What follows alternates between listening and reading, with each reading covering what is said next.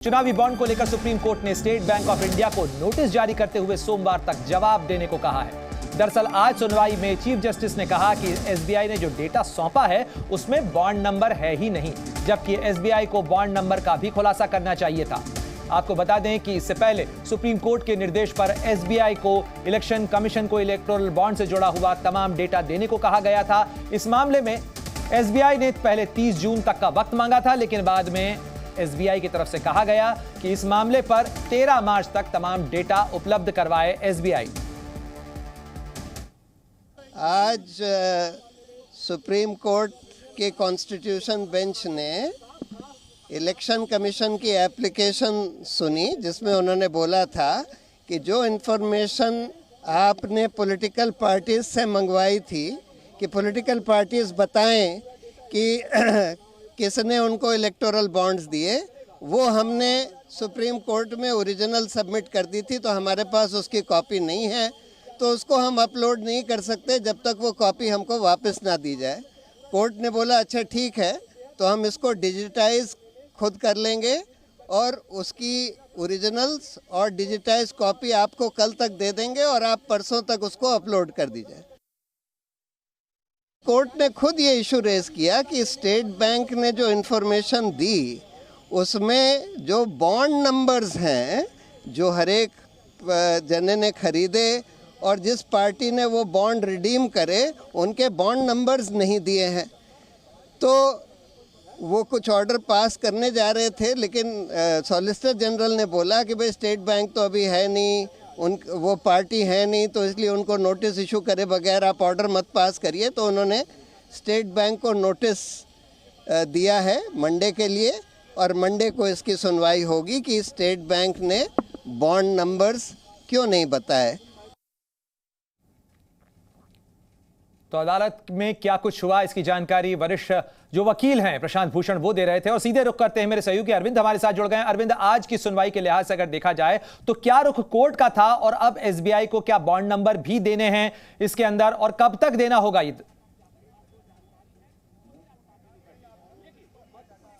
देखिए प्रणय, आज की जो सुनवाई हुई है वो बहुत अहम है, क्योंकि बॉन्ड नंबर होने पर ही इस बात की तस्दीक हो सकती है कि आखिर किस शख्स या किस कॉरपोरेट कंपनी ने किस राजनीतिक पार्टी को कितना चंदा दिया। अभी तक एसबीआई की तरफ से जो चुनाव आयोग को जानकारी दी गई है, चुनाव आयोग ने जो इलेक्टोरल बॉन्ड की जानकारी अपनी वेबसाइट पर डाली है, उसमें यह तो पता चल रहा है कि किस आदमी ने या किस कंपनी ने कब कितनी कीमत का बॉन्ड खरीदा, और यह भी पता चलता है एक दूसरी फाइल में कि आखिर किस पॉलिटिकल पार्टी ने किस तारीख को कितने अमाउंट का बॉन्ड इनकैश कराया है, भुनाया है।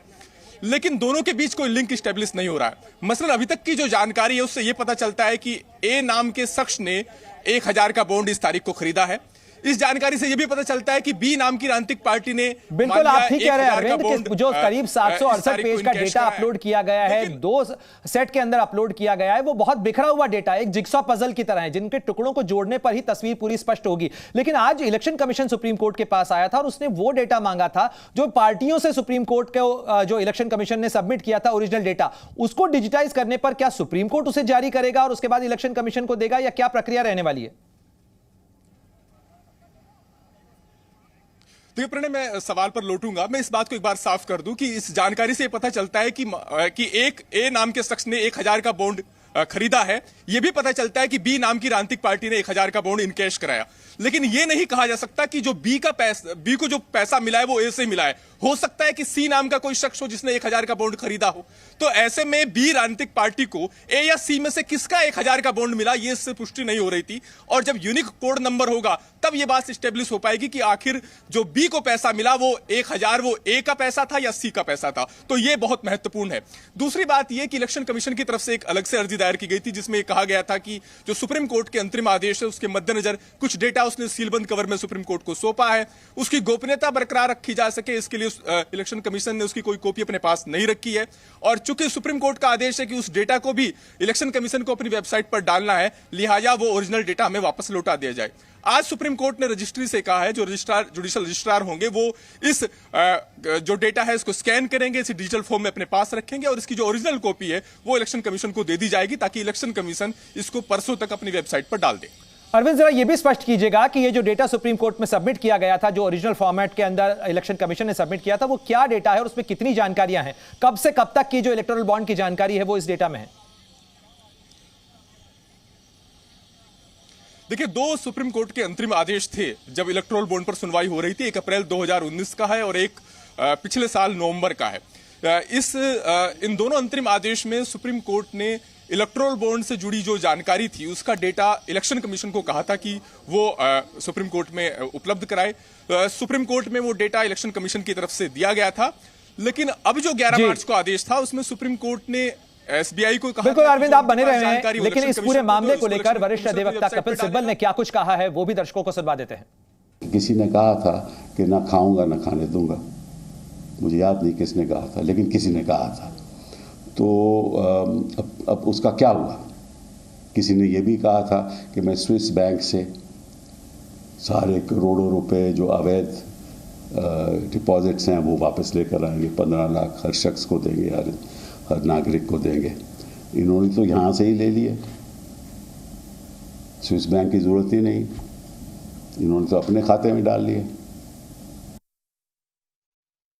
प्रधानमंत्री जी का जो न खाऊंगा न खाने दूंगा का जो नारा है वो कहाँ जाता है? एक उद्योगपति प्रधानमंत्री से मिलता है, दूसरे दिन इलेक्टोरल बॉन्ड्स खरीदकर भारतीय जनता पार्टी के खाते में पैसा जाता है।